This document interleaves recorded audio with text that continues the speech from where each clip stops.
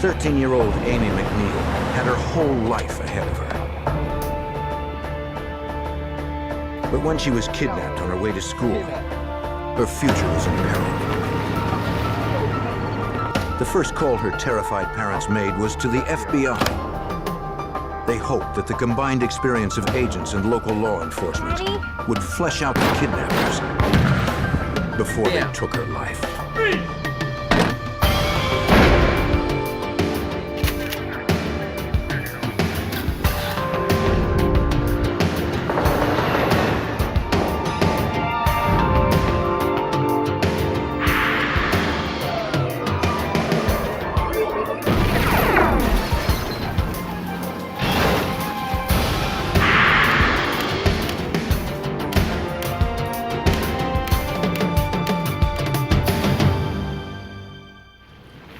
Wealth has its rewards, but it also brings its dangers. Kidnapping is one of them. No ordeal is more horrifying for a family than to have a child taken. I'm Jim Kallstrom, former head of the FBI's New York office.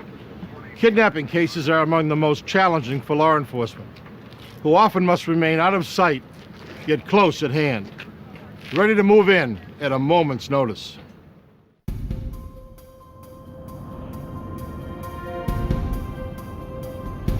About 20 miles south of Fort Worth, Texas, lies Alvarado, a small town in rural Johnson County.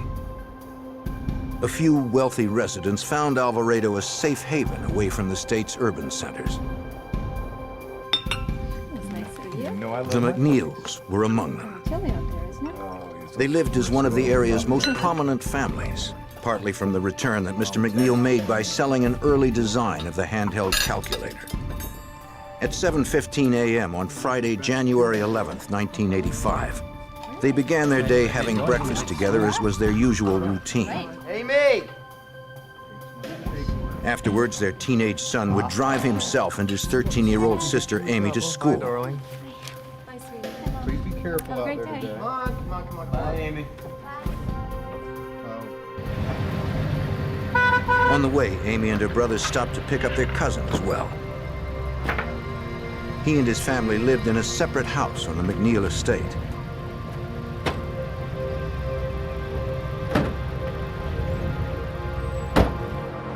At about 7:45, they were finally on their way to class. Then, from behind an abandoned truck, a sedan pulled out across the road, forcing the teenagers' Jeep off to the side. A gunman jumped out of the car and approached the Jeep. He demanded that Amy get into the sedan. The blonde-haired man warned her brother not to contact the authorities. He would call the family in a short while with his demands.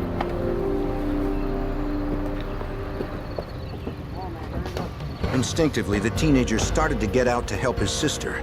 Leave and go home, boy! But the kidnappers threatened to kill him and his sister if he tried to follow them. As they raced off with the 13-year-old, the teenagers couldn't make out the license plate. In a matter of seconds, the girl was gone. They turned around and sped home. The boys told the McNeils what had happened and repeated the kidnappers' warning not to contact the authorities. They pulled us over and they had guns. And then if you told the police that they kill her. Mr. McNeil ignored the demand and called the FBI field office in nearby Fort Worth. Give me the FBI.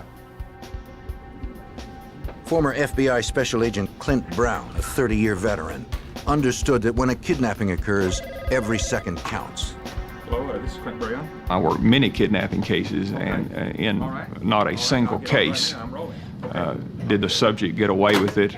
The number one goal in all cases like this is the safe return of the victim. All activities, all actions are all geared toward not doing anything to endanger the safety of the person who's been kidnapped. The FBI's first task was to set up a recorder on the family's phone. By capturing the kidnapper's voice, they hoped to identify him or the place he was calling from.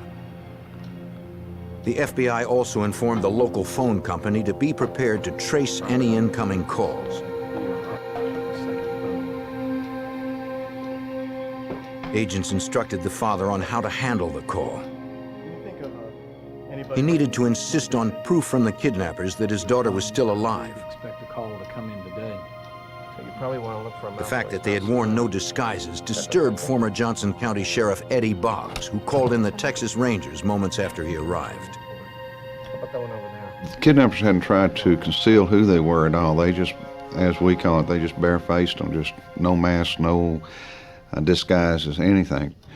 That means there's not going to be a victim around telling who they are, what they look like. They're going to kill them. What is this? Uncovering the kidnappers' identities might prevent that. Using an identikit that included hundreds of facial features, investigators worked with Amy's brother and cousin, building a composite of the man who held the shotgun. The teenagers had never seen the man with the stringy blonde hair before. They also provided a description of the kidnapper's car. It seems like the people who engage in this are people of questionable and limited mental capacity, and very often they have, I guess what you might say, delusions based on drug use. Very often, you know, the need to get money to promote their drug habits or what drives them, and so we have that being a motive for the kidnappings very much, and that certainly impairs their ability to think or plan or pull this off successfully. At 10 a.m., over 2 hours after Amy had been abducted, the phone finally rang. Hello? It was one of her kidnappers. Yeah? Did your son tell you I had your daughter? The man demanded a $100,000 ransom. Yeah? Half was to be in $100 bills, the other half in smaller denominations. Half of the 100, half 50. None of it could be sequenced. We need some As time. instructed, Amy's father pleaded to speak to his daughter, but the kidnapper refused. Her captor insisted Amy was still alive and that her father could speak to her. When the man called back to say where to drop the ransom, he added that if the family called the FBI, they would never see Amy again. The call lasted less than a minute, not long enough to establish a trace for the technology of 1985. Agents played back the recording, listening for any background noise that might reveal the location. They figured the call was likely made from a payphone since they could hear wind and traffic noise. But they heard nothing more specific. Yes, sir. And no one in the family recognized the kidnapper's voice. Though Amy's family was wealthy, her father did not have $100,000 in cash available since most of his assets were tied up in investments. He called his associates to fly in on chartered planes with whatever cash they were able to withdraw. The next call they received was not the one retired Sheriff Eddie Boggs had hoped for. The press had learned of the kidnapping from one of McNeil's neighbors. I got a call from my chief deputy, and he said that he has all sorts of media representatives out there wanting a story. They knew that there had been a kidnapping, there had been a ransom demand. They demanded to talk to somebody about the story and that they were going to go on the air with it. If the kidnappers discovered that law enforcement was involved, they would likely dispose of Amy before the ransom was delivered. Investigators discussed what they should do next as precious minutes ticked by. The FBI instructed the family and the Johnson County Sheriff on how to proceed. And the FBI said, well, here's what you do.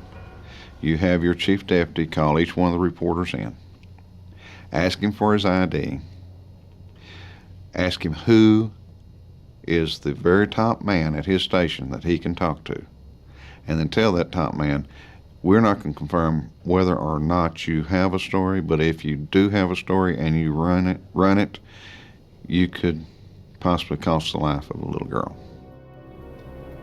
Every local press agency agreed not to run the story until notified by the sheriff. Just before 1 o'clock in the afternoon, the phone rang again. Hello? Yeah, I'm the guy who got your daughter. It was the same man who had called earlier.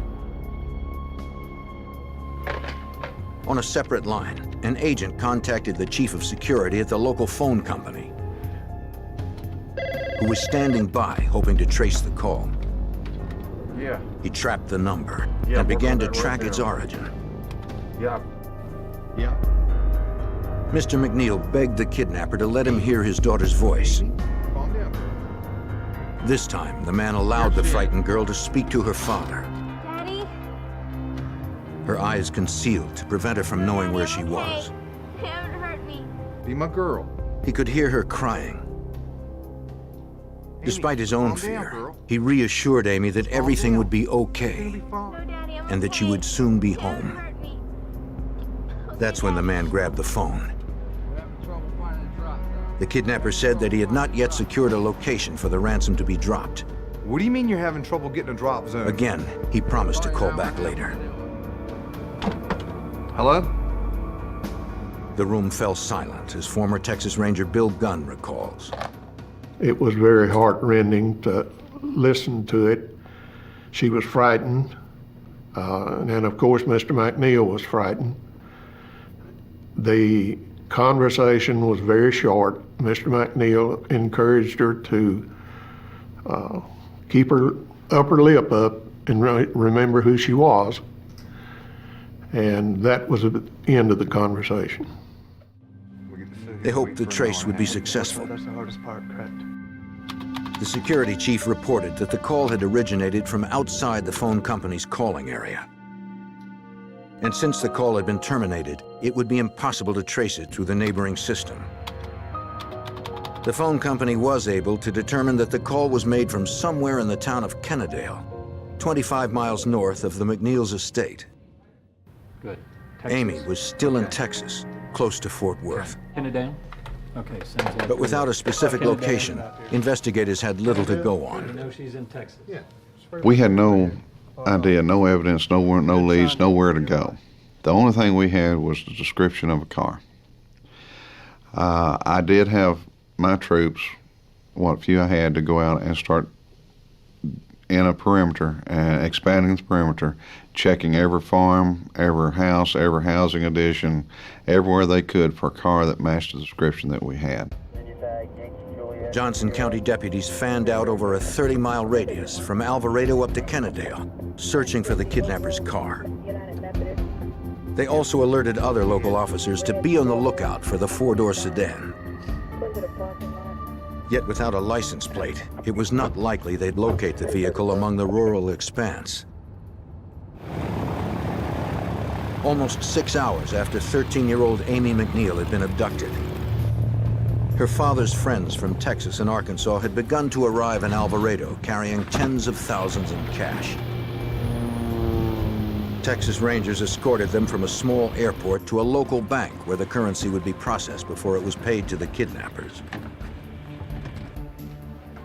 Wearing latex gloves, Rangers recorded and bundled the $100,000 ransom.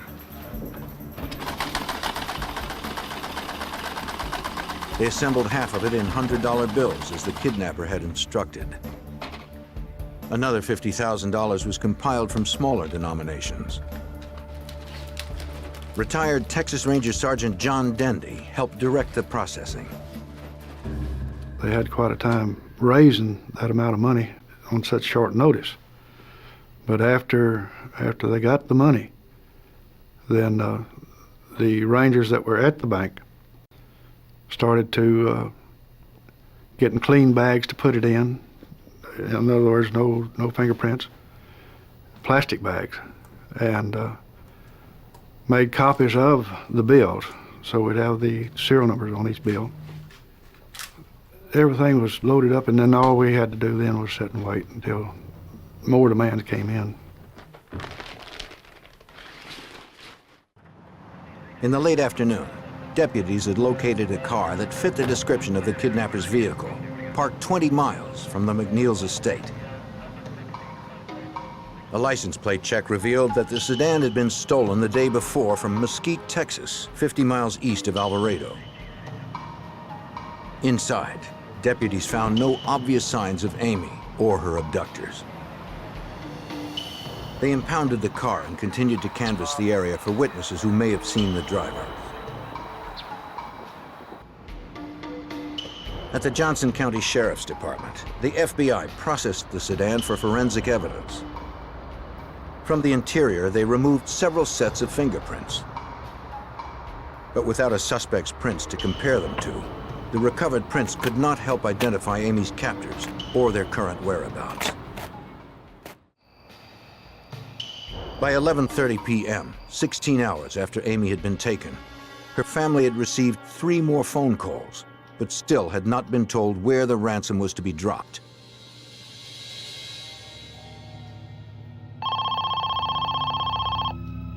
They hoped this would be the call that could secure Amy's release.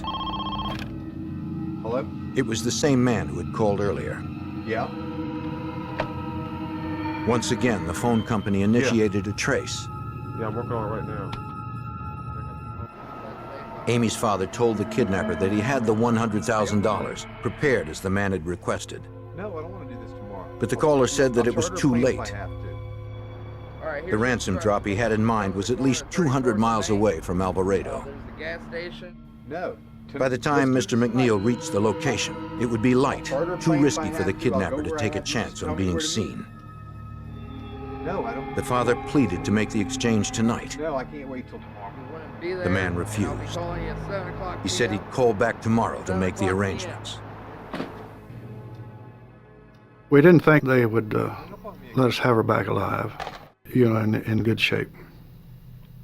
We had no idea what they'd done to her in this period of time that they'd had her.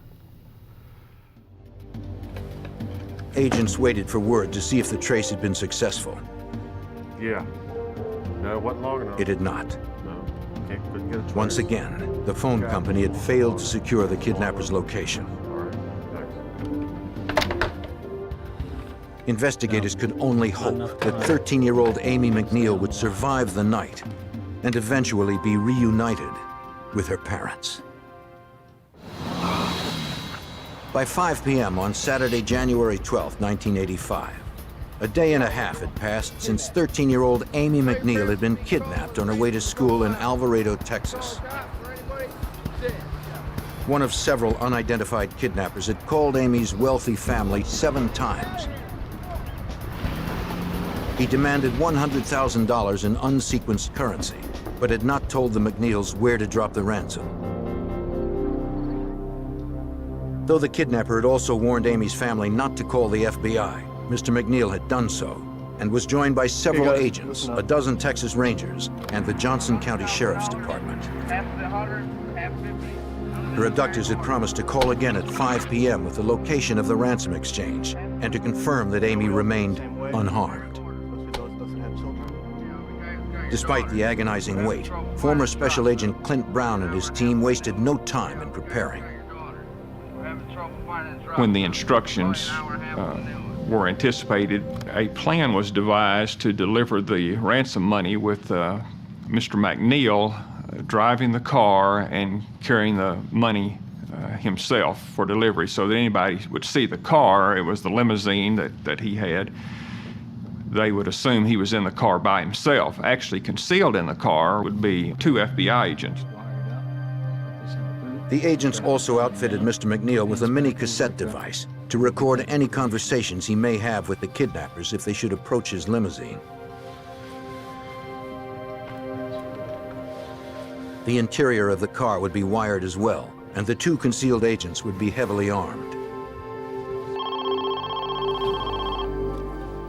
At 5:10 p.m., the kidnapper called again.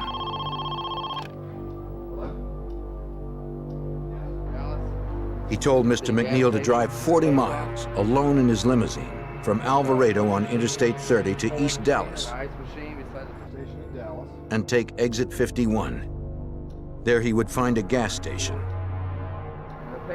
The father was to be there by 7 p.m. in order to receive further instructions on the payphone by the vending machine.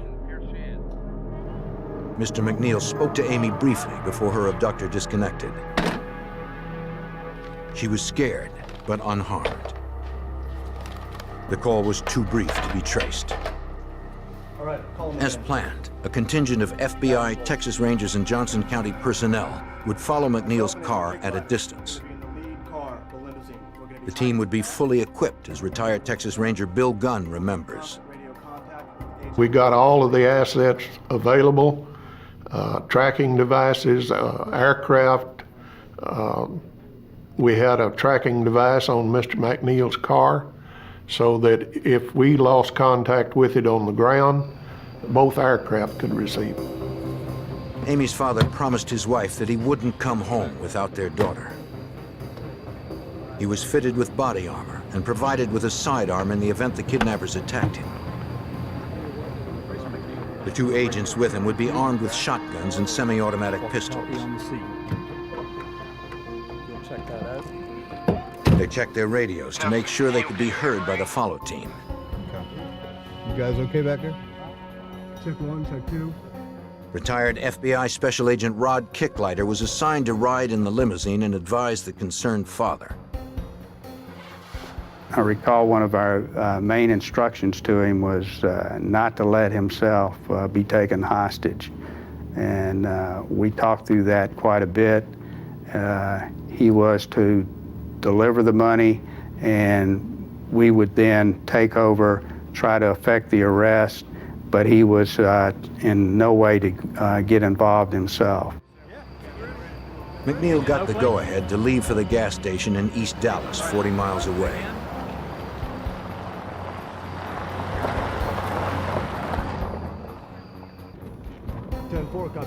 When the limo had reached about a mile, the agent instructed the others to follow.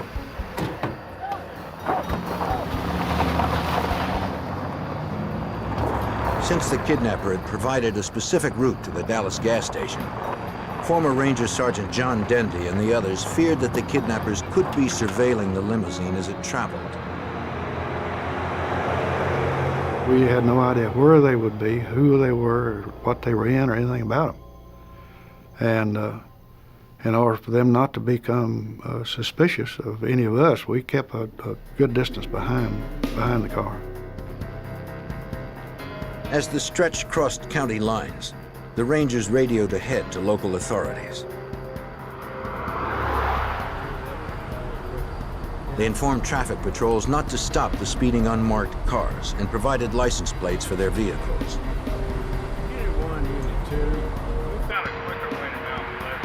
Several units raced ahead to set up surveillance of the service station in East Dallas. While most maintained an outside perimeter, one team held a distant view of the payphone. They stood by, ready to act, in the event that the kidnappers revealed themselves or their 13-year-old hostage.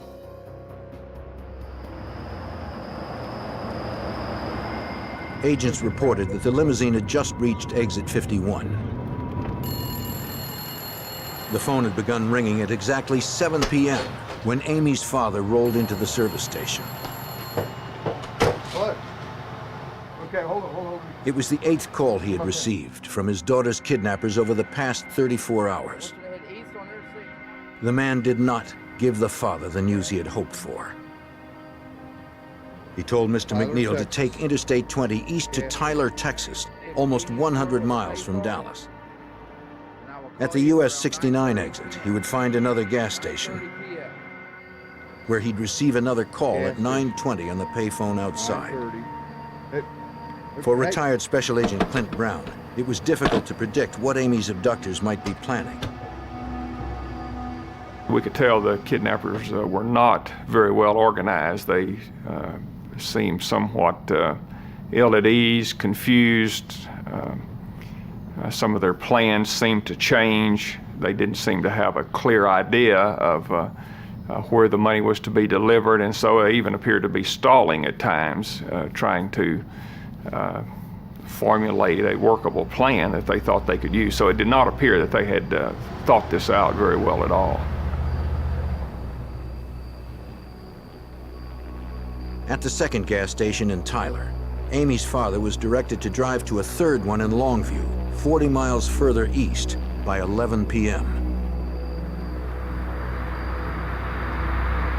From there, he was ordered to drive 60 more miles north to a fourth gas station in Mount Pleasant, Texas. Precisely at midnight, he'd receive another call at the payphone outside. By now, investigators had covered over 180 miles, traveling for well over 5.5 hours. They hadn't anticipated the long trip, and 2 surveillance aircraft were forced to turn back to refuel in Dallas. Despite their frustrations, the team was determined to outlast the kidnappers. We had no idea what they were going to do next. They just kept running us over East Texas. We saw a large portion of East Texas, and we didn't know when it was going to stop. But we knew that we were there for the duration. But the situation was only getting worse. About halfway to the Mount Pleasant gas station, the limousine began losing power. After racing at speeds in excess of 100 miles an hour for extended periods, the engine simply quit.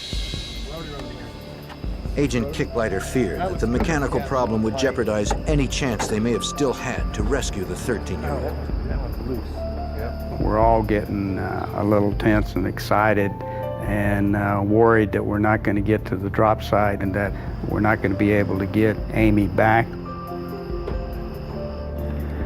Dozens of miles away, at the gas station in Mount Pleasant, 2 camouflaged Texas Ranger snipers had been deployed to surveil the payphone. At midnight, it began to ring. Mr. McNeil was the only one who could answer. But he missed the call. At midnight on January 13th, 1985, just outside Mount Pleasant, Texas, 2 FBI agents and the wealthy father of a kidnapped 13-year-old girl worked frantically to repair a limousine's engine. Mr. McNeil's limousine was the car his daughter's kidnappers expected him to be driving alone to a Mount Pleasant gas station payphone by midnight. As Mr. McNeil tried to restart his car, 2 camouflaged Texas Ranger snipers, deployed to surveil the gas station, watched helplessly as the phone began ringing. Mr. McNeil was the only one who could answer, but he missed the call for the final location of the $100,000 ransom exchange. Patrolling the desolate roads around the gas station in Mount Pleasant, the support team was informed that Mr. McNeil had finally found his car's difficulty, according to former FBI Special Agent Clint Brown. The car that Mr. McNeil was riding in began to develop electrical problems. Apparently the alternator wasn't keeping the battery charged up, and so as time went on, the lights began to dim and he began to have trouble with the electrical system of the car. The communications and tracking devices wired to the limo system had drained its power over the past 7 hours. Disconnecting several instruments provided enough juice to get the engine started again. Though the headlights were inoperable, the car would move forward. Mr. McNeil and the 2 agents pressed on without full power and limited visibility. Their path was lit by an aircraft overhead. The remaining FBI agents, Texas Rangers, and Johnson County personnel gathered at a separate filling station a short distance from where the kidnappers had planned to call. They debated what to do next, since Mr. McNeil had missed the midnight appointment, and they had no way of contacting the kidnappers. With few options, investigators decided to send the limousine to the Mount Pleasant gas station late, figuring that the kidnappers would probably call again. We were pretty well counting on the fact that they were going to show up or call, that they were desperate for the money. We reassured them we had the money, and we certainly reassured them we wanted Amy back. So we thought that they would stay connected to follow through with the payoff site. At approximately 1 a.m., Mr. McNeil and the FBI agents arrived at the Mount Pleasant gas station in the troubled limousine. Almost 8 hours and 200 miles after they had first departed Alvarado, the limousine's engine gave out for good. The vehicle wasn't going anywhere without major repair. They could do nothing more but wait in the chilly night and pray that the kidnappers would contact them. Due to the fact that we had to drive very slowly in the limousine, we were late getting to the drop site, approximately an hour. We were somewhat concerned about that, but we set up to wait by the drop site. Texas Rangers kept watch, remaining hidden in the field across from the gas station. The fate of 13-year-old Amy McNeil remained unknown. Then, at 1:15 in the morning, the payphone started ringing. As investigators had suspected, one of the kidnappers called back, eager to get the ransom. He claimed that Amy was still alive, but refused to let her speak. Worse still, former Texas Ranger Bill Gunn and his team learned that the assailants had likely spotted the heavy presence of law enforcement on the desolate roads. They started out telling him that he had brought the police with him, and they were very unhappy with that. So they finally told him to bring the money to a motel in Mount Pleasant. And at that time, he informed the man, the kidnapper, that he could not move the vehicle again. It was dead. And the man told him on the phone then, they said, well, we're coming after the money, and we've got plenty of guns, and there better not be any police officers around. The father remained resolute, despite his fear of what the kidnappers may have already done to his daughter. He grabbed the ransom bag and stood outside so his daughter's captors could see him as they approached. Agents hidden in the limousine readied themselves for an armed confrontation. Retired Special Agent Kicklighter realized a mistake now could cost lives. The exchange of a ransom during a kidnapping is always one of the most critical elements of the investigation. In this case, you don't want someone else to be hurt or taken hostage and be another victim of a kidnapping. Hours passed in the cold January night. The Rangers stayed alert, protecting against an ambush. On the road circling the gas station, investigators saw no sign of vehicles approaching the ransom drop. See anything out here? By 3 in the morning, 2 hours after the kidnappers had called, it looked as if they weren't going to show. The Texas Rangers, Johnson County deputies, and the FBI considered what their next move should be. It was decided that they were not going to come, and so the whole surveillance and monitoring situation was called off in anticipation we're going to have to start again the next day on Sunday. Agents in the limo received word of the decision to regroup until daybreak. Mr. McNeil insisted they stay. But investigators convinced him that at present, there was nothing more they could do for his daughter. Money, if nothing else, right? Mr. McNeil was upset that yet another night was going to pass without a resolution to getting his daughter back. He had done everything that they had told him to do, so there was a great deal of disappointment.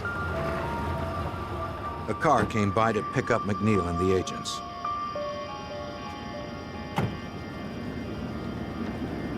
They headed back to the nearby gas station where others had begun to assemble.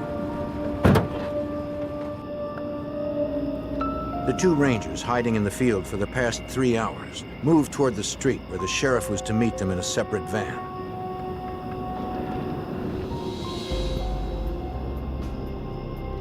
As they approached, an unidentified vehicle cruised by their position. It was filled with a group of men and a young girl who headed towards the interstate. Buick southbound. The Rangers called for units. Location. Need somebody to pick them up. As they watched those believed to be the kidnappers speed off into the cold Texas night. At 3:45 a.m. on January 13th, 1985, 2 Texas Rangers believed they had spotted the kidnappers of 13-year-old Amy McNeil racing away from the Ransom drop point in Mount Pleasant, Texas.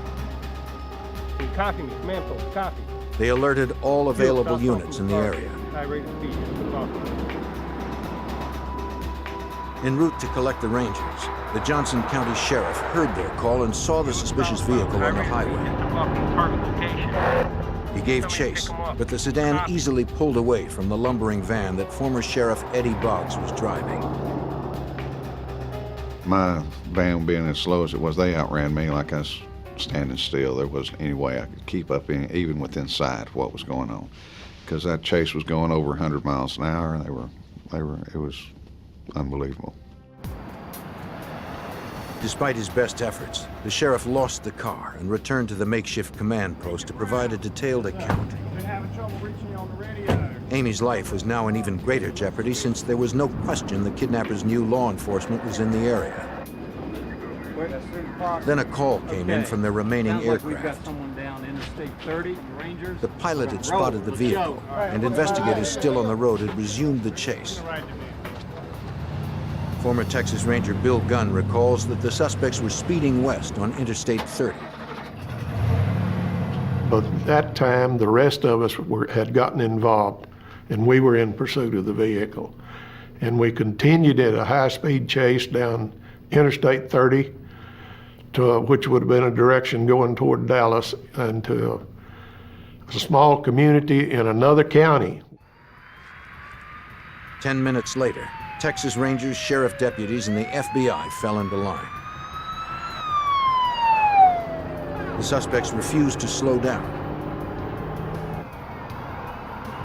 As the lead ranger began to close in, he was fired upon. A shotgun and pistol pelted his car with rounds. As he prepared to return fire, he glimpsed 2 girls in the back seat. One was young Amy McNeil, who they were forcing into the back window.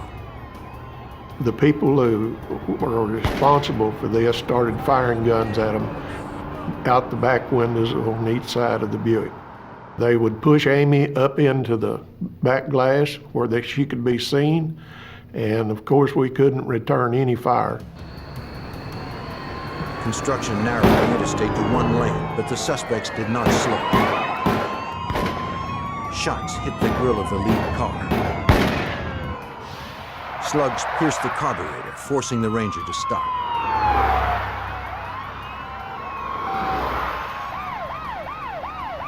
The chase continued at high speeds through 3 Texas counties before the suspects exited into the small town of Saltillo, Texas. Dispatch, looks like we're slowing down. Unexpectedly, at about 4 a.m., they stopped on the front lawn of a home and several fled on foot. They opened fire on investigators. 2 gunmen barricaded themselves behind a van parked in the driveway, while a third disappeared behind the house. None of the officers on the scene were wearing body armor. When I first got out of the car, I could see this man standing in front of the van. Now, this is Sunday morning at 4 o'clock, and no moon as far as I can remember. And every time he'd pull off around with that 12 gauge, he'd line up the world. Investigators took cover behind their vehicles and pinned the gunman down. The suspect's abandoned car was in the direct line of fire. Amy was trapped inside without any means of escape. One assailant attempted to break into the home of an elderly resident. She took cover, not knowing what was happening a few feet from where she had slept.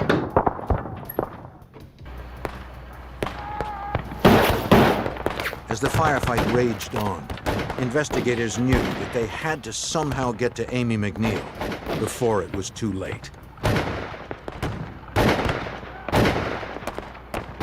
At 4 a.m. on January 13th, 1985, the FBI, Texas Rangers, and Johnson County sheriffs exchanged gunfire with the kidnappers of 13-year-old Amy McNeil. After being held for almost 2 days, Amy remained trapped inside her captor's vehicle with a female assailant on the front lawn of a farmhouse in Saltillo, Texas. Ranger Sergeant John Dendy was one of several who braved the hail of bullets. I could see one of them behind the front wheel of the car, and that's what I was mainly shooting at. I didn't have any other place to go. And the only thing I knew to do is shut them down. And the only way I'm going to do that is to hit one of them. Several miles away in another vehicle, Amy's wealthy father was accompanied by the Johnson County Sheriff and an FBI agent on their way to the scene. They could do nothing more but hope and pray that the 13-year-old would survive the battle. Hopefully here. Go ahead. As the shooting continued, a Johnson County Sheriff's deputy moved towards the suspect's car, as Ranger Bill Gunn recalls. One deputy sheriff ran from the vehicle that he arrived in over to the kidnapper's vehicle, and she asked him if he was a police officer, and he said, "Yes, ma'am," and she just really grabbed hold of him then and hung on. The deputy handed the frightened girl to a ranger who took her out of harm's way. They ran back to the road where more backup arrived. After 44 hours in captivity, 13-year-old Amy McNeil was finally safe. The ranger needed to contact the other investigators and to tell her father the good news. Retired FBI Special Agent Rod Kicklighter was in the vehicle as the ranger's call came through. It seemed like hours before we finally got the confirmation that Amy was safe. I recall Mr. McNeil beating me about the head and shoulders about Amy being safe and they've got her, and he was ecstatic, as were we all. Hold your fire! Hold your fire! While Amy was headed to meet her father, the shooting had subsided. The gunmen had both been wounded. Investigators held their weapons on them, not sure if the suspect still had ammunition. Then, out of the shadows, a third gunman emerged. Freeze! Get out! Get on your knees! Get on your knees! Drop your weapon! Realizing that escape was impossible, he surrendered. From inside the kidnapper's car, investigators cuffed the female suspect and a fourth man who had remained there during the shootout. Rangers confirmed with Amy that all the kidnappers were now in custody. On a deserted highway a mile away, Amy ran towards the waiting van that held Mr. McNeil. Dad! Dad! Former Special Agent Clint Brown watched the reunion between father and daughter.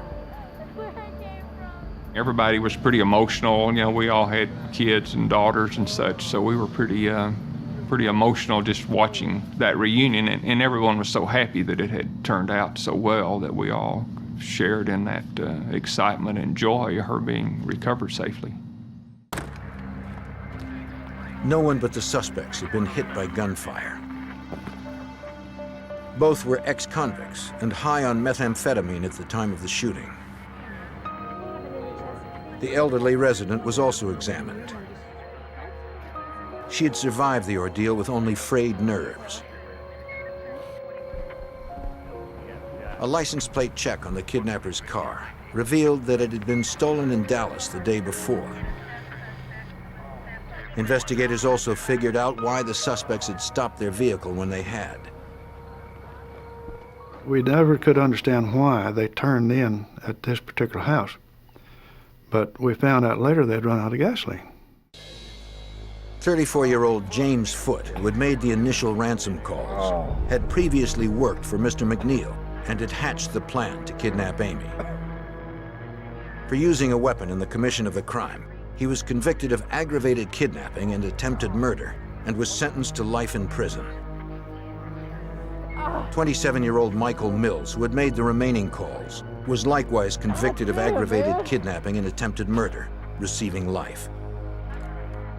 The other assailants, 21-year-old Daniel Neckar Jr. and 21-year-old Thomas Barnes, were convicted of the same charges and also sentenced to life.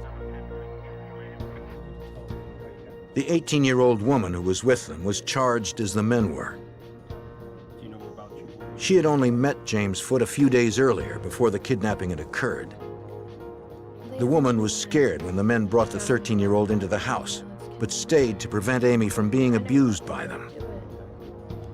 Amy later confirmed that the 18-year-old had protected her, according to retired Johnson County Sheriff Eddie Boggs.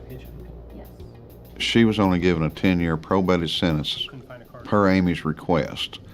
The female accomplice really didn't know what she was getting into at the time whenever she joined them, because they had already been using dope for several days steady before she got involved in it.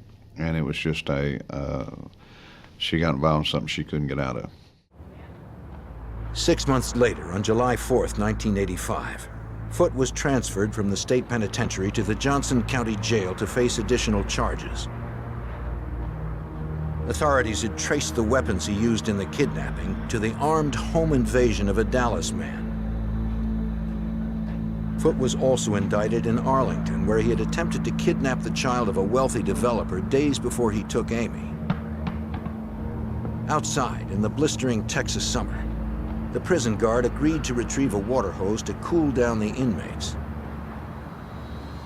When he left, Foote climbed over the 8-foot fence.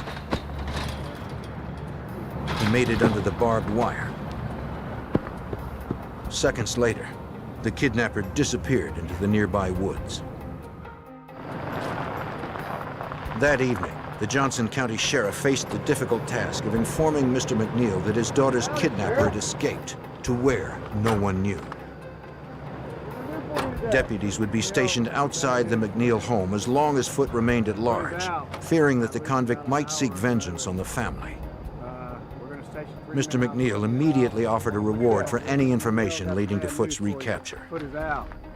A few days later, a call came in to Sheriff Boggs that seemed promising. James Foote had a cousin that lived up close to Paris, Texas, that called in and said that he knew where he was and had been in contact with him. And that cousin also had some criminal charges pending on him and was willing to make a deal. Okay, guys, we're going to be entering. Foote had been hiding in the cousin's Paris, Texas home, 170 miles northwest of the prison. Gain access to the property. Johnson County deputies prepared for the assault of the single-story dwelling. Over here. This is your living room area. They readied themselves for another armed confrontation. As promised, the cousin made certain that Foote was inside at home for the arrest to take place. Deputy Sheriff, freeze! Get your hands up and This time, there would be no shootout. Sheriff deputies captured Foote without incident. He was returned to prison, where Foote will spend the rest of his life. At the state capitol in Austin, Texas, retired Ranger Sergeant John Dendy was among those who received commendation and recognition for the successful conclusion to the case. Going to Austin, talking to the governor, getting a commendation. The fact that I knew that I had had something to do with saving this beautiful little girl's life was worth more than anything else they could do. That made everything worthwhile. All the 36 years that I spent in law enforcement, that was the top. Because law enforcement responded quickly and did not relent, Amy McNeil was reunited with her family and friends, thankful for the determined officers and agents who answered the call. In the summer of 1988, a wealthy Jackson, Mississippi woman disappeared from her home in broad daylight. The only clue left behind was a mysterious ransom note. The FBI and local police struggled to find answers in its cryptic message so they could find the kidnapper and retrieve the victim before her time ran out.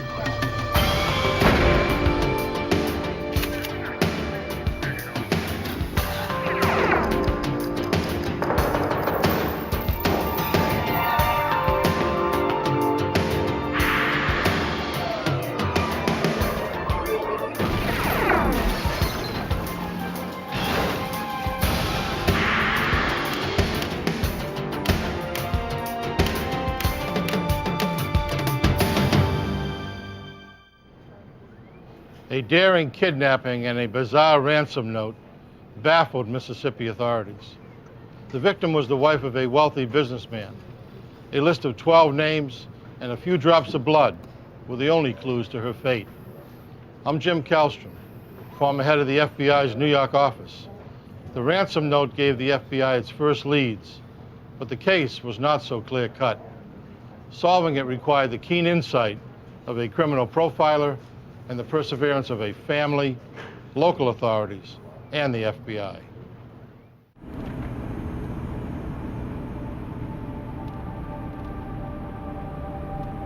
"6 a.m., July 26, 1988. The heat of a midsummer day would soon bear down on the southern city of Jackson, Mississippi. Like every weekday for the past 48 years, Annie Laurie Herron had coffee with her husband Robert before he left for work. As early investors in oil, the Herrons had become one of Mississippi's wealthiest couples, with a fortune estimated at more than $100 million. That day, Annie Laurie Herron would host her bridge club at home, the same house where she raised 2 children and lived with her husband since they were newlyweds. By 3:30, Mrs. Herron's bridge game was over and her friends had left. The housekeeper finished cleaning up after the card game and checked if Mrs. Herron needed anything else. The 73-year-old woman said everything was fine. Annie Herron planned to spend the rest of her afternoon reading until her husband returned.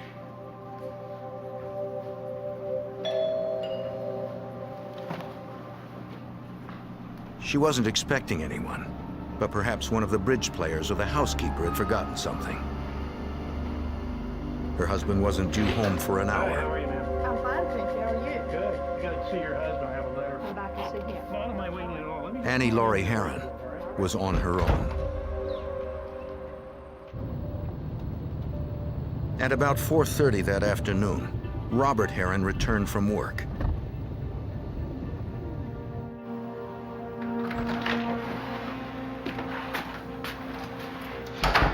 Annie, I'm home. He saw that his wife wasn't home and figured she was out with her friends or daughter. When she hadn't returned by 5:30, he thought it was strange that his wife of 48 years hadn't called or left a note. Annie. The house seemed to be empty. Annie.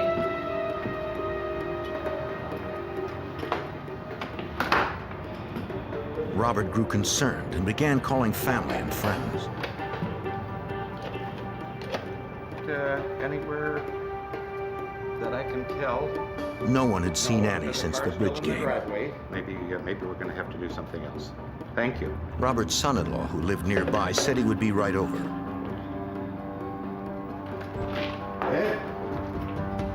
The son-in-law said he and his wife hadn't heard from Mrs. Herron that day. Oh, right here.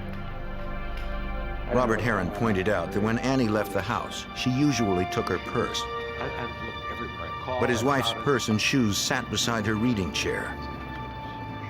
Her newspaper and glasses were nearby. Neighbors, you know, are just... I just don't know what to say.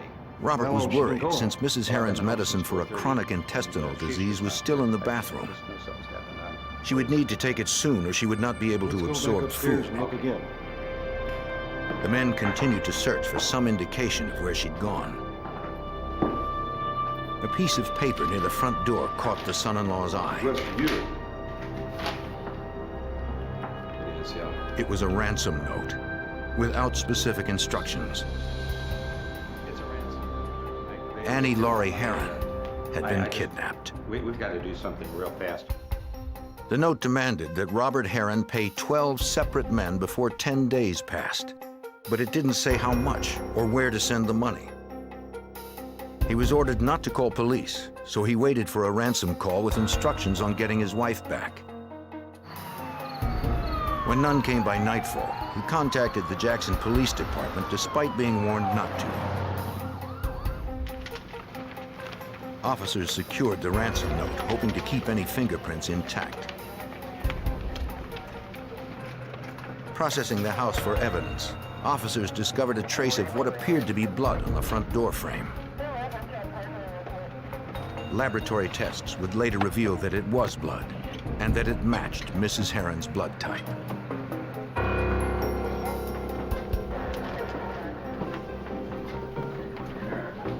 A Jackson police detective interviewed Robert Herron. They wanted to know if he or his wife had ever been threatened. I'd like to ask you a few questions. He had no idea who would want to harm It them. was there for me to find. It's a ransom. If Mrs. Herron were without her medication for long, her intestinal condition would become critical. Just hold it just like that. Kidnapping is a crime that must be solved quickly, or the chances of rescuing the victim are slim. That evening, Jackson police contacted Special Agent Patrick McGlennon of the FBI's Jackson Field Office to bring the resources of the federal government to bear right away. Under the federal kidnapping statute, the FBI has jurisdiction whenever an individual is kidnapped in the United States. The presumption in this case, of course, was a kidnapping had occurred, a ransom demand had been made, and the possibility of travel interstate is in fact why the FBI gets involved in these types of matters. The FBI called U.S. Attorney James Tucker, who would advise investigators in legal matters as the case developed. Like most residents of Jackson, Tucker had great admiration for the Herrons. Robert Herron was a self-made man, and at the time of this incident, which was 1988, Mr. Herron was probably considered one of the foremost financial wizards here in the Jackson area. He was well known in the business community. He was a generous person, so he was becoming well known for his particular acts of generosity. By dawn the next day, FBI agents and evidence technicians arrived at the Herrons' home. The Jackson police detective filled in the case agent on what they'd learned so far. The FBI set up a satellite command post at the residence and tapped the Herrons' phone, ready to trace any ransom calls. There was little doubt that multi-millionaire Robert Herron was the real target. Yet Mr. Herron hadn't been told what to pay to get his wife back. It was impossible to comply, or nearly impossible to comply, with the demands because they were nonspecific in nature. Mrs. Herron was not even mentioned in the note. There was no provision for her safe return. The note did say that the 12 men listed had been involved in the same photography company. Robert Herron explained that he had once served as chairman of the board for that company. Some of the company's franchisees had been sued to recoup losses, but Herron did not know which ones. It seemed unlikely that the 12 men named had kidnapped Mrs. Herron, but perhaps one or more of them was striking back at the company through Robert Herron.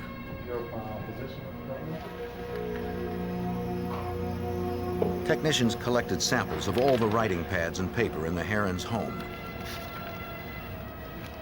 They would compare the paper to the ransom note to see if it had been written on the stock from the house.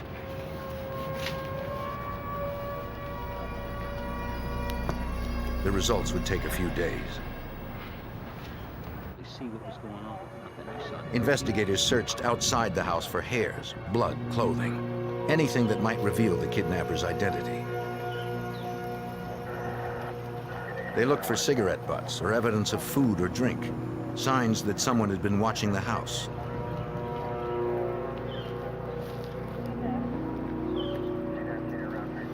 they found nothing. Yesterday afternoon. Neighbors and domestic workers reported seeing nothing strange at the house the previous afternoon, and no one had seen Mrs. Heron leave. Quiet neighborhood, we should. The next day, agents continued canvassing the Herons' neighborhood. Dr. Posey? They questioned a doctor who lived down the street.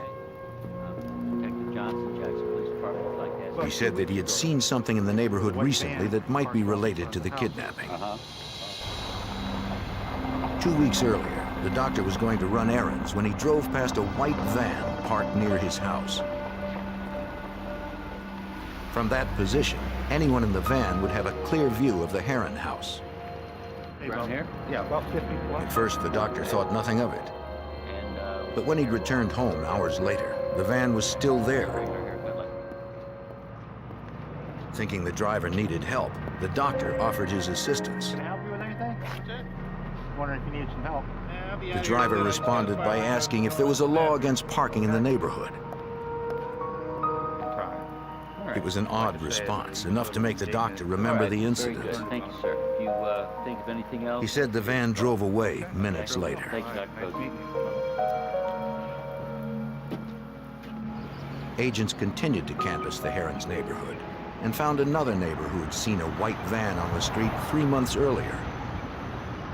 The other neighbor had seen a van similar to that described by the first individual, sitting almost directly in front of the Heron residence in the very earliest days of April of 1988.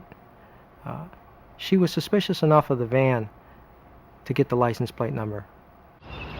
If investigators could find that van, they might also find Mrs. Heron.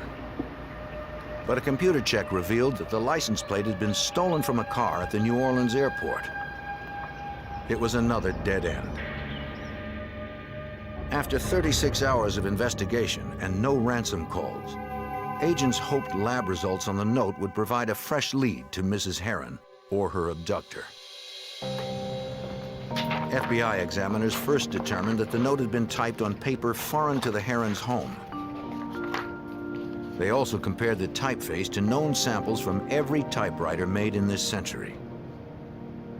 The laboratory division was able to determine that the demand letter was in fact typed by a Royal typewriter manufactured between 1912 and 1927. There was nothing else contained on the demand letter which would give analysts any type of ability to tell us the manufacturer of the paper or whether there were any indented writing or other evidence on the letter. A latent fingerprint examination revealed nothing, and a spot on the note believed to be a bloodstain was too small to analyze. Pretty level plane here. Although no evidence on the note helped agents, they hoped its message would. The note demanded that Robert Heron pay 12 men who were involved with a photography company. Perhaps the kidnapper was among them. Agents learned that the company had foreclosed on each of the 12 men, all former franchisees, to collect heavy debts. One of the company's executives provided the FBI with company files and photos of those men. Are you going to have to take those with you? Yes, sir. One was now deceased. The others were scattered throughout the country. Yes, sir.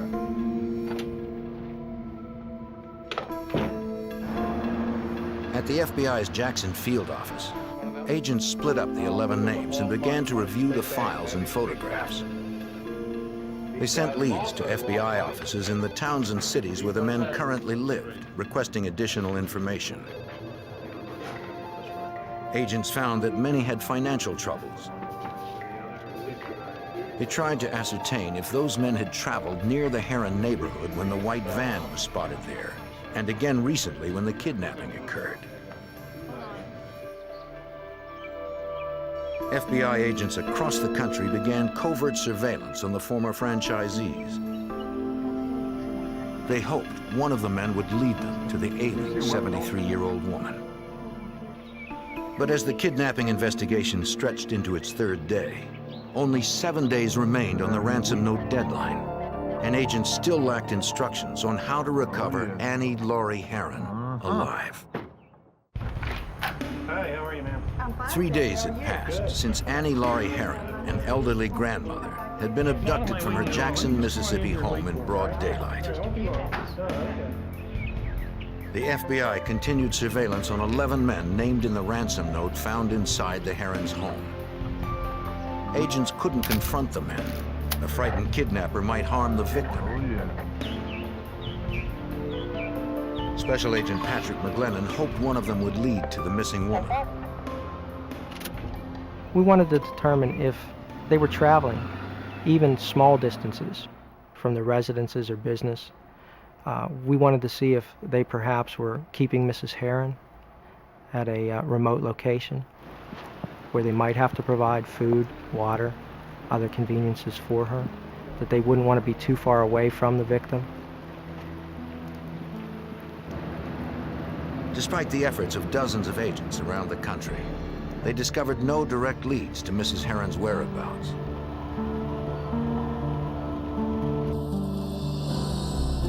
But they still resisted contacting the 11 men directly so as not to reveal the investigation. The FBI considered the possibility that the kidnapper might be someone other than the men listed on the note. Agents contacted the Behavioral Science Unit of the FBI Academy in Quantico, Virginia for assistance. Profilers in the unit are agents trained to determine characteristics of criminals from the details of a case. One profiler reviewed the evidence, particularly the ransom note, looking for indications of the kidnapper's psychological makeup. The profiler called in his findings to the Jackson FBI agents working the Herron kidnapping. You mind if I put you on speakerphone so we can all listen at one time? Yeah. All right, go ahead. In the conference call, the profiler confirmed that the kidnapper was likely one of the 11 suspects currently under surveillance. Here, which nobody else would ever use. So. And since all those men had at least some college education, he believed one of them had intentionally misspelled words and used an old typewriter to throw off investigators. Has a fixation.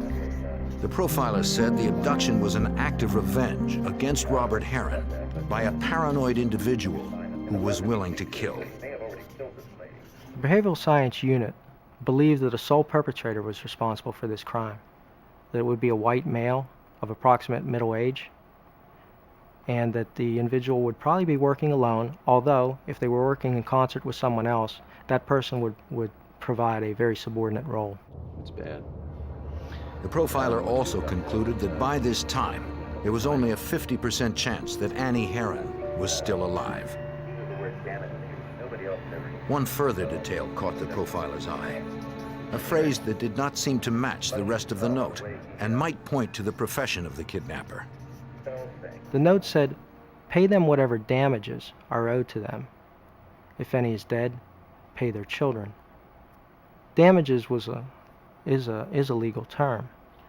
It was telling in that one of the individuals on that demand note was an attorney.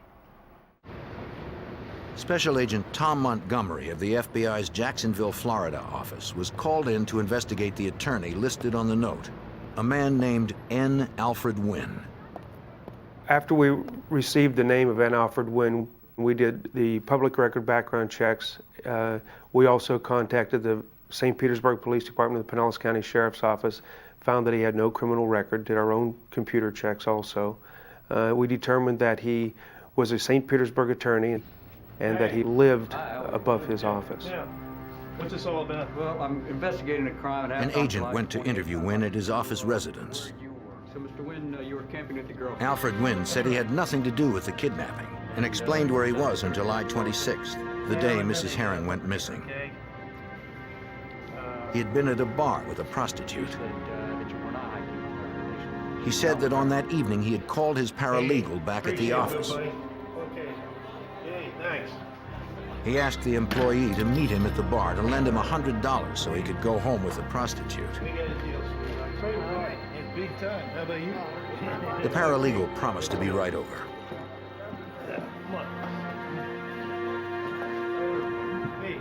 Wynn said he and the prostitute went outside.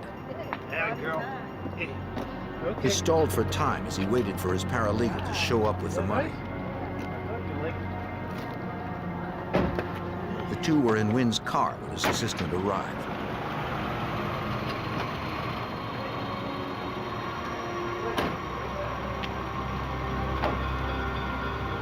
Hey, Don. Hey, way to go. Wynn took the money, then left with the prostitute. Wynn said he didn't remember much about the evening. He didn't know the name of the bar or the prostitute's real name.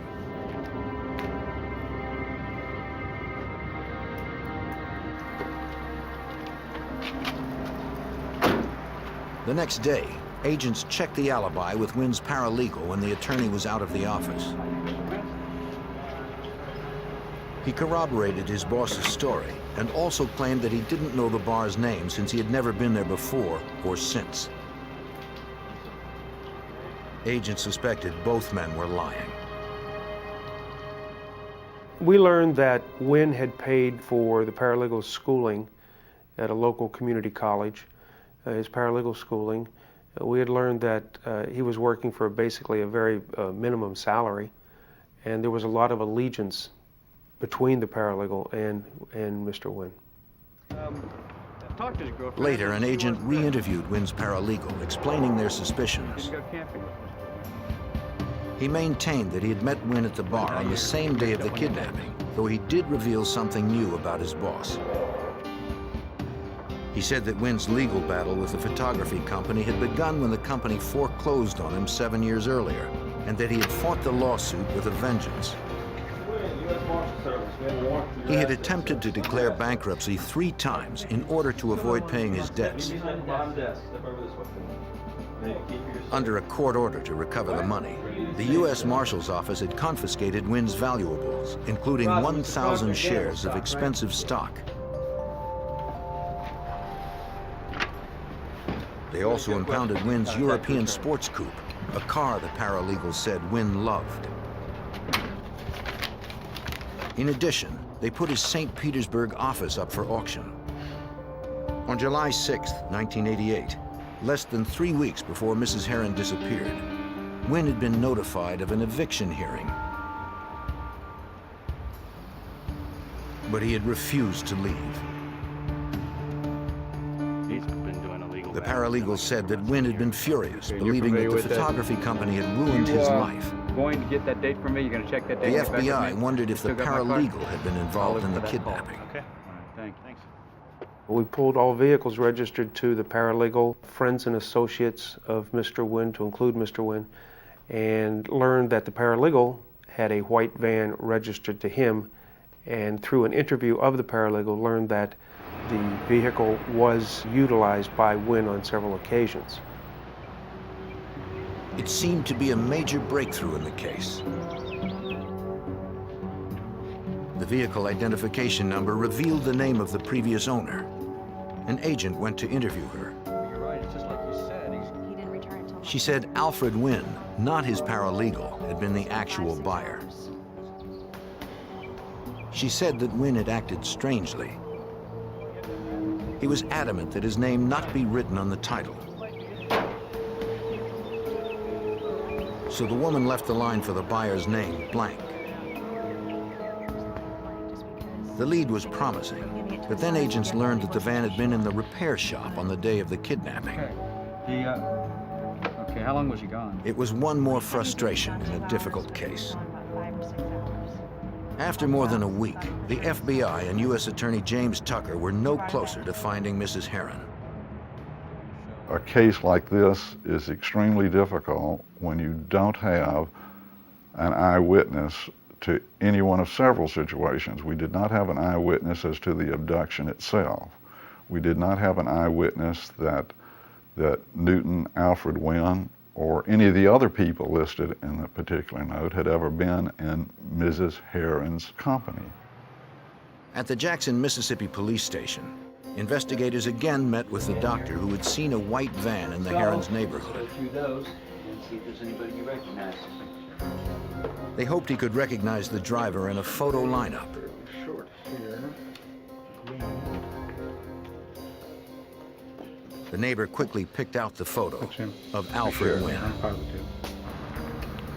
He was certain it was Wynn he saw reading a map in a white van across the street from his house in mid-July, less than 2 weeks before Mrs. Herron's abduction.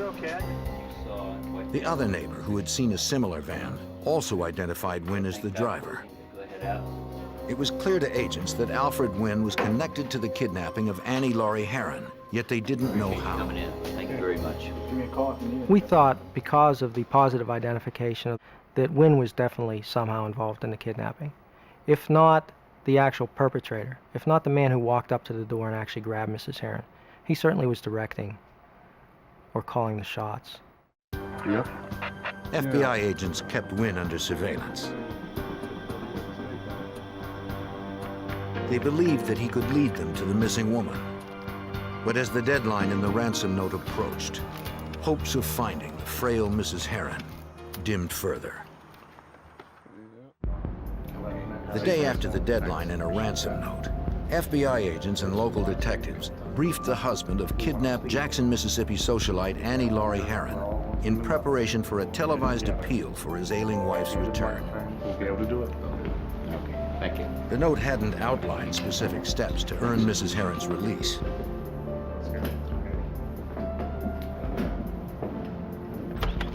FBI behavioral profilers hoped the press conference would prompt the kidnapper to contact Mr. Herron with instructions to get his wife back unharmed.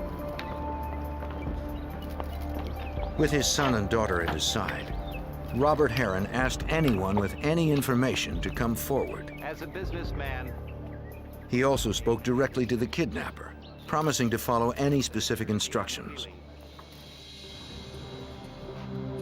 A week later, the plan seemed to have worked. On August 15th, 1988, Robert Herron spotted the familiar handwriting of his wife among his mail.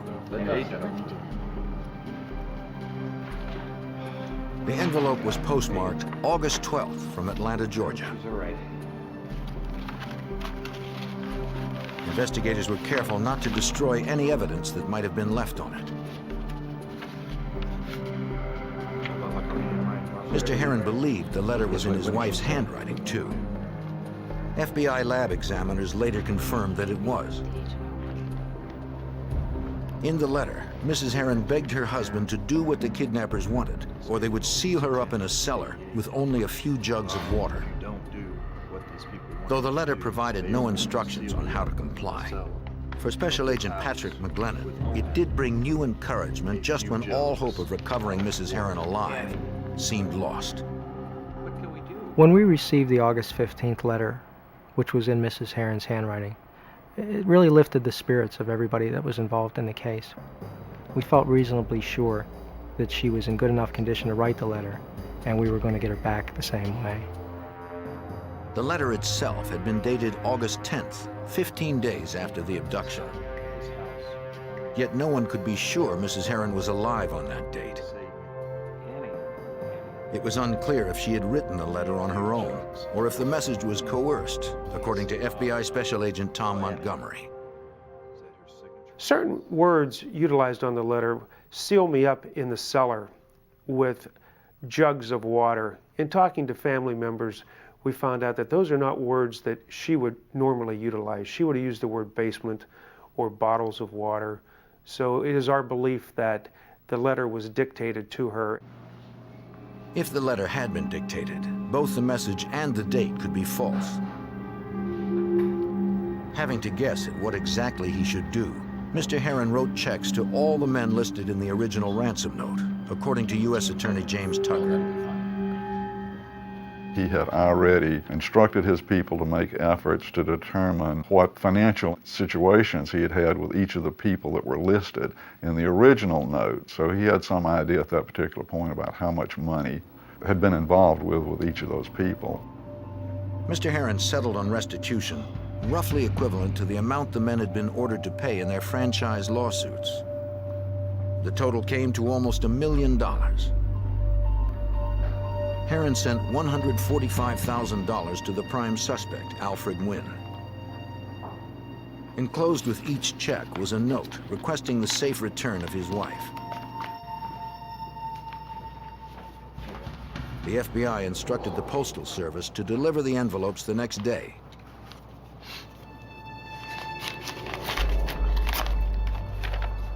Later, agents spoke with Wynn's paralegal and learned of the attorney's reaction to Mr. Herron's check. When Mr. Wynn received his check in Tampa, Florida, he opened it, read the contents of the letter from Mr. Herron, turned to his paralegal and stated, "This is not what I wanted."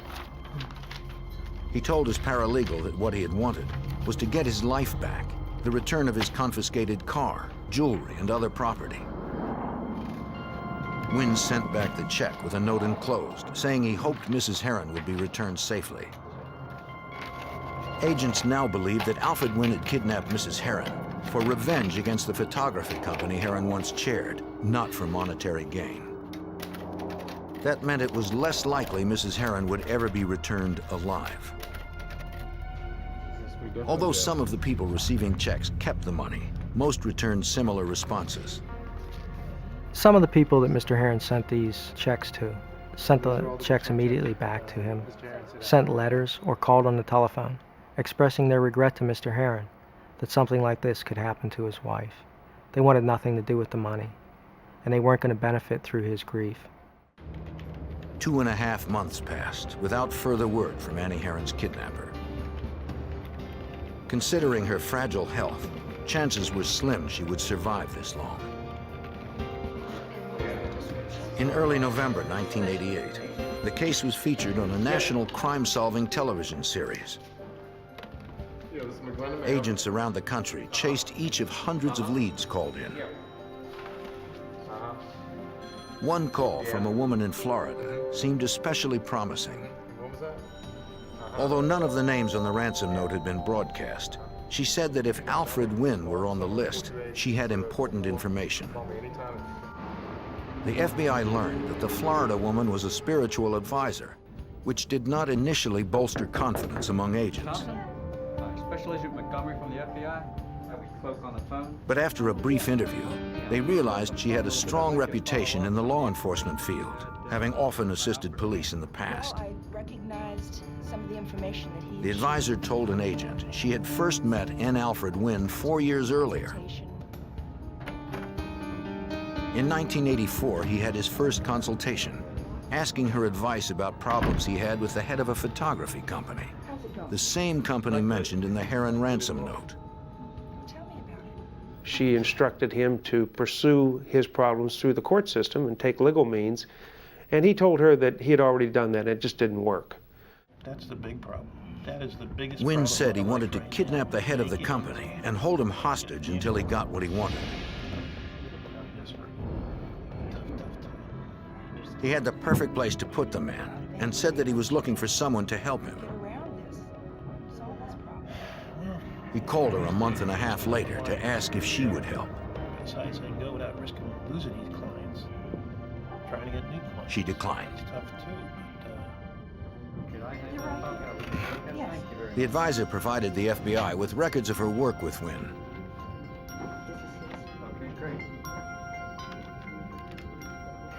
Once assured agents would protect her, she agreed to become a cooperating witness and promised to contact Wynn to arrange a meeting. Anything else, or if you want to talk to me, if you want to think of anything at all that might be helpful, please give me a call. FBI technicians would wire her office for sound and video. Thank you for coming. Okay, my pleasure. Bye-bye.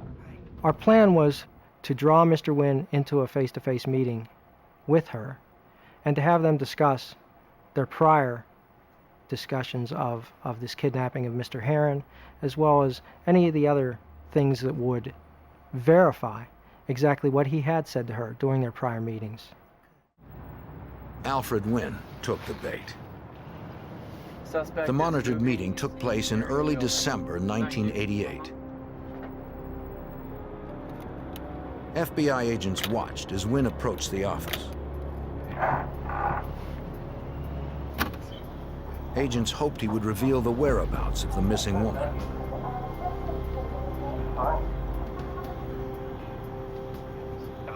The advisor told Wynn she had seen the crime show on television and asked if he had kidnapped Annie Herron.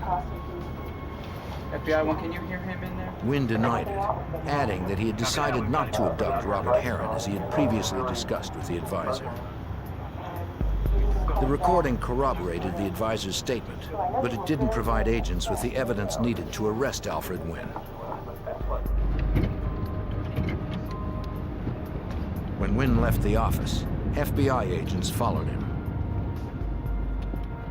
We hoped a meeting between Mr. Wynn and the psychic would lead him to, at the very least, check on the location of Mrs. Heron's body or lead us to a co-conspirator. But the suspect never went to visit a place where the body could have been kept. Weeks later, agents learned that Wynn owned a cabin in Florida's swampland, a perfect place to hide a body. Dead or alive, agents hoped they'd find Annie Heron there.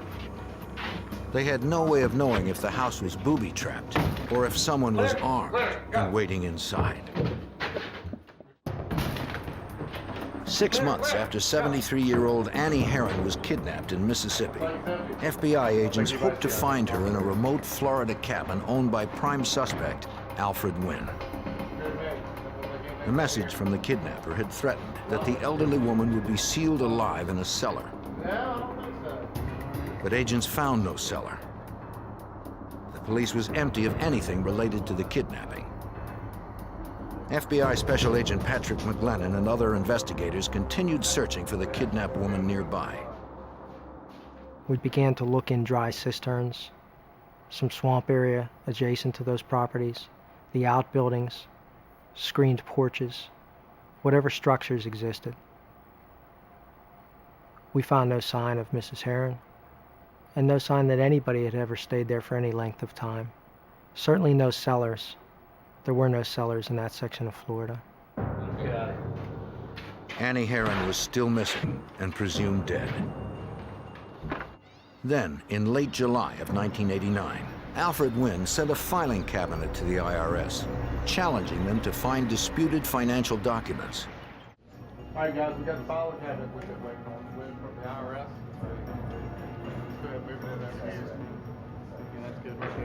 But he failed to check the cabinet thoroughly, and his arrogance would bring him down. Wynn, we believe, sent those thousands of documents to Internal Revenue Service as part of an effort to intimidate them into leaving him alone. That was a pattern that the agents discovered in regard to Wynn conduct in a number of situations. His arrogance was demonstrated in his efforts to overpower whoever he was involved with at any particular point. When they found letters regarding a kidnapping and murder plot, IRS agents called the FBI. The documents outlined how Wynn and a former girlfriend had been planning to kidnap and kill the woman's husband. According to FBI Special Agent Tom Montgomery, the similarities to Annie Heron's abduction were obvious. They mentioned utilizing an old typewriter to type a communication, and the first ransom note for Annie Laurie Heron was typed on an old 1920s vintage typewriter. They also mentioned detailed maps, surveillance of the area. They also mentioned that it was actually Wynn that was going to do the crime, and the female was just going to help him and obtain what he needed. FBI agents tracked down Wynn's ex-girlfriend at the community college where she worked. They needed to question her about the plot outlined in the letters. At first, she claimed she knew nothing about the plot. But when reminded that interfering with an investigation was itself a crime, she decided to cooperate. The last time you saw him was a few years ago? She said the plot to kill her husband was Wynn's idea. When she realized he was serious, she had broken up with Wynn. 6 months ago. Mailed it from Miami? Agents asked if she had had any contact with him since then. She said that a year earlier, in early August 1988, Wynn had asked her to meet him at a motel in DeLand, Florida. It was just days after Annie Heron had been kidnapped. Wynn acted paranoid, silently handing her a note that asked if her car was bugged, if she'd been followed.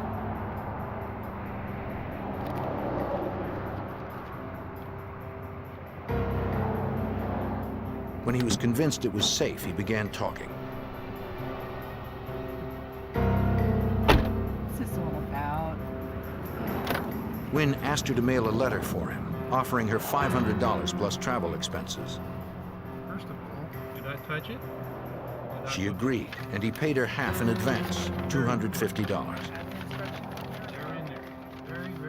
Wynn handed her an envelope wrapped in a gray linen napkin. Then he gave her very specific instructions. She was not to touch the envelope or even look at the address. Wynn ordered her to mail it from Atlanta, buy the airline tickets under a false name, and fly into and out of 2 different airports. He instructed her to change her appearance before the trip.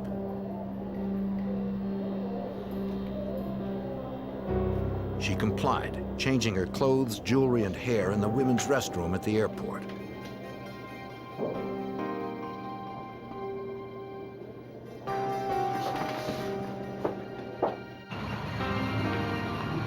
Once in Atlanta, she was to mail the envelope precisely on August 11th.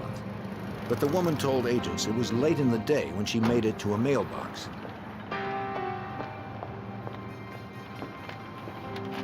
At the last moment, she said she couldn't resist a glance at the address. The letter, allegedly sent by Annie Laurie Herron, was postmarked on August 12th from Atlanta. Have you seen this Agents showed the woman a photo of the envelope Robert Herron had received. She immediately recognized the distinctive handwriting. It was the envelope she had mailed. Do you have on this? If I could clarify. She said that she had thrown away the napkin used to carry the envelope on a rural road. Thank you. She offered to take them there once she finished work. That evening, she brought the agents to the area. Investigators knew there was little chance they would find the napkin on the roadside after more than a year, but they looked anyway. They needed it to corroborate her story. Against all odds, they found it. But they wanted an admission in Alfred Wynn's own words.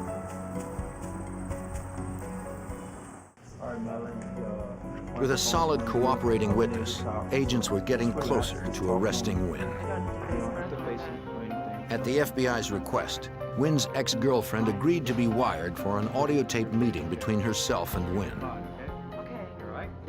We had hoped that Mr. Wynn would discuss facets of the crime, that he would tell her what she had accomplished by sending the letter to the Herron residence, that he would thank her for her help, that he would pay her. The woman called Wynn and set up a meeting. Agents had instructed her to try to draw Wynn out about the trip to Atlanta.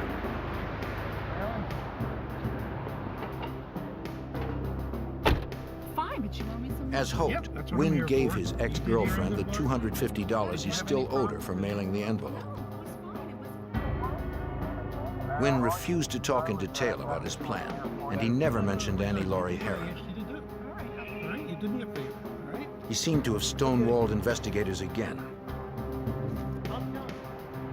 Convinced he was involved and desperate to find Mrs. Herron, the FBI knew they had to arrest Wynn soon.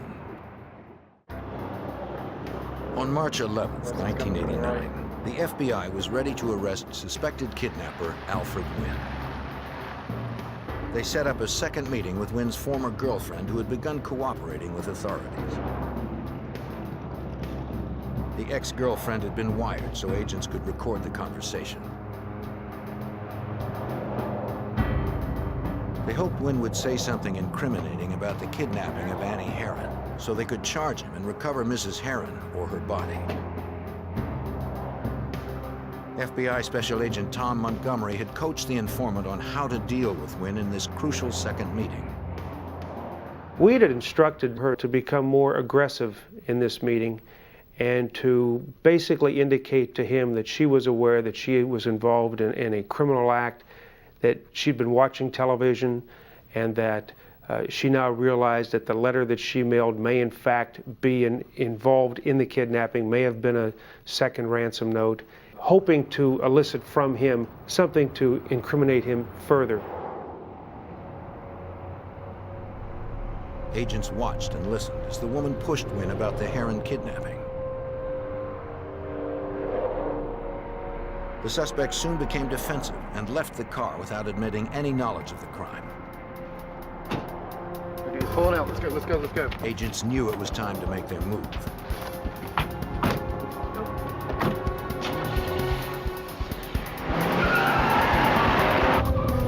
The element of surprise is critical to a safe arrest.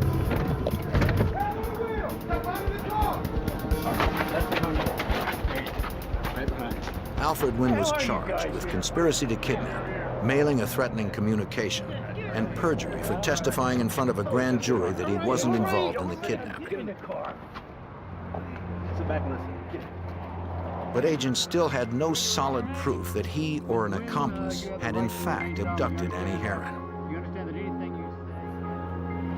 In Wynn's car, agents discovered several maps of Mississippi, one with a Jackson exit marked on it in pen and notes in the margin.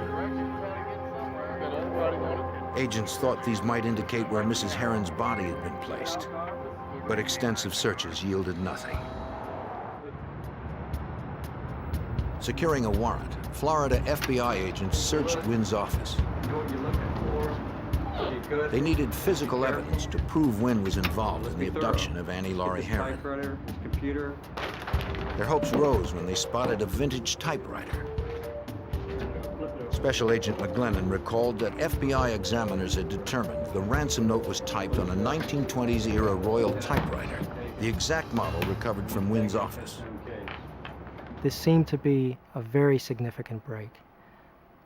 In my mind, this was the typewriter upon which Wynn typed the initial demand note that was left in the Heron's home. We sent it to the lab, fully expecting them to come back with a report saying, this is the exact typewriter that composed that letter. The FBI lab determined that the typewriter found in Wynn's office was not the one used to type the ransom note. Agents believed Wynn had planted a different typewriter to bring doubt to later prosecution. They had also found a business card for a van rental company in Wynn's office. How you doing? The company owner said Alfred Wynn had rented white vans 3 times. I'm the manager. Okay. Each time he had driven more than 500 miles, just 100 miles more than the round trip to the Heron's residence. Yes, I do, but I don't have a computer.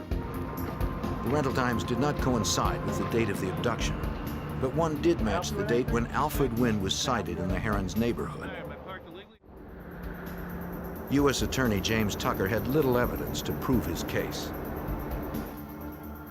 He believed that Wynn and his paralegal were lying about the suspect being with a prostitute on the day of the kidnapping. We went back and confronted the paralegal with this false alibi. The agents and I had a heart-to-heart talk with him, at which he decided that he better tell us that all that was a lie, and that Mr. Wynn had in fact been out of his law offices and out of pocket during the entire time that the abduction occurred, which would have been the crucial dates, the 24th through about the 28th. This would help prove perjury, but it wasn't enough to charge Wynn with the crime they were certain he had committed, the kidnapping and murder of Annie Laurie Heron. The federal trial for conspiracy to kidnap began in Mississippi on January 29, 1990. Throughout the investigation and the 2-week trial, which occurred in Hattiesburg, Mississippi, Wynn professed his innocence. But at the conclusion, a jury of his peers found him guilty for the crimes for which he was charged. N. Alfred Wynn received the maximum sentence allowed: 19 years and 7 months for conspiracy to commit kidnapping. He has no chance of parole from the federal prison in Coleman, Florida. We have never to this day resolved where Mrs. Heron is now, and the family deserves to know that. In fact, as far as this office is concerned, we still carry this as an open matter, and will continue to do so until such time as somebody steps forward and helps us out with locating where Mrs. Heron is. family deserves it. Mr. Robert Heron died of a heart attack on November 28, 1990. In May of 1991, Mrs. Annie Laurie Heron was declared dead to allow the settlement of the couple's estate. The Heron family still hopes to someday learn what happened to their mother, to begin to heal their pain, and to finally lay her to rest.